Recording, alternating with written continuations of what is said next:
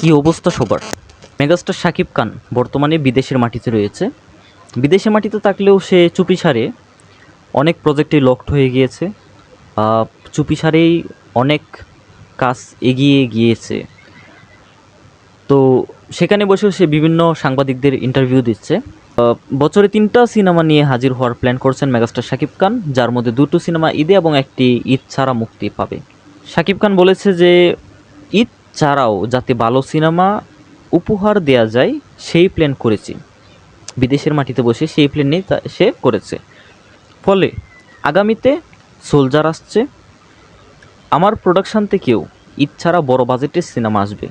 শাকিব খানের production house SK films, যেটার সর্বশেষ প্রডিউস সিনেমা আমার যতটুক মনে হচ্ছে বীর সিনেমা, সেই বীর সিনেমার পরে আর কোনো প্রডিউস করে নাই হয়তো। তো তার প্রোডাকশন হাউস থেকেও বিগ বাজেটের সিনেমা আসবে, খুব ভালো একটা উদ্যোগ। তারপর কি লিখেছে যে হাতে থাকা সিনেমাগুলো শেষ করে আগামীতে এসকে ফিল্মস কোলাবোরেশনে করেও সিনেমা করবে। মানে হাতে যে কয়টা সিনেমা রয়েছে সেগুলো শেষ করে তারপর তার নিজস্ব প্রোডাকশন হাউস এসকে ফিল্মসের কোলাবোরেশনেও তিনি সিনেমা নিয়ে আসবেন আমাদের সামনে। আমার জন্য বছরে 3টা সিনেমাই যথেষ্ট। এটা একেবারেই পারফেক্ট একটা কথা যে তার জন্য 3টা সিনেমাই যথেষ্ট। 3টা কি, আমরা যদি একটাও পাই তারপরও খুশি আছি। প্রতিটি সিনেমার আগে আমাকে সময় নিয়ে প্রস্তুত হতে হয়, লুক সহ ফিটনেস পরিবর্তন আনতে হয়। এটা অবশ্যই অফকোর্স, এটা তো একটা মানুষ, রোবট তো আর নয়। আগেকার যেমন দেখা যেত যে এক লুকে 10-12টা সিনেমা করে ফেলতেছে, সেই টাইমও এখন আর নাই, সেই দর্শকও আর এখন আর নাই। দর্শকও এখন যথেষ্ট ম্যাচিউর, তিনিও যথেষ্ট কী বলবো নিজেকে অনেকটা পরিবর্তন করে ফেলেছেন।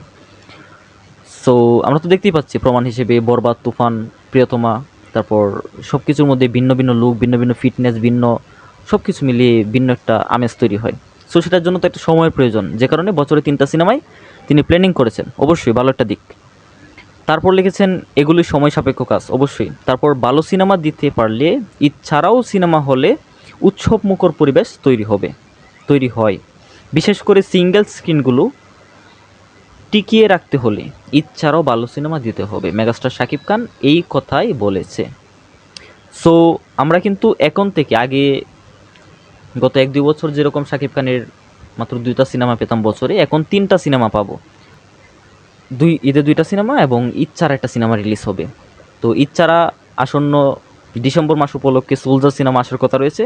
দেখা যাক সেটা ডিসেম্বরেই মুক্তি পায় নাকি সামনে কোনো একটা মাসে মুক্তি পায়। সোলজার সিনেমা ঈদ ছাড়া মুক্তি পাবে ক্লিয়ার কাট। তারপর আসন্ন রোজার ঈদে প্রিন্স সিনেমা আসবে। কুরবানি ঈদে কে আসতেছে এখনও বলা যাচ্ছে না, তো দেখা যাক কী হয়, লেটস সি। সো এটা ছিল শাকিব খানের রিসেন্ট একটা ইন্টারভিউর পোস্ট। সো সবাইকে নিয়ে পড়লাম। শাকিব খানের এই উদ্যোগটা আপনার কাছে কেমন লেগেছে, যে শাকিব খান এখন বছরে 3টা সিনেমা করবে?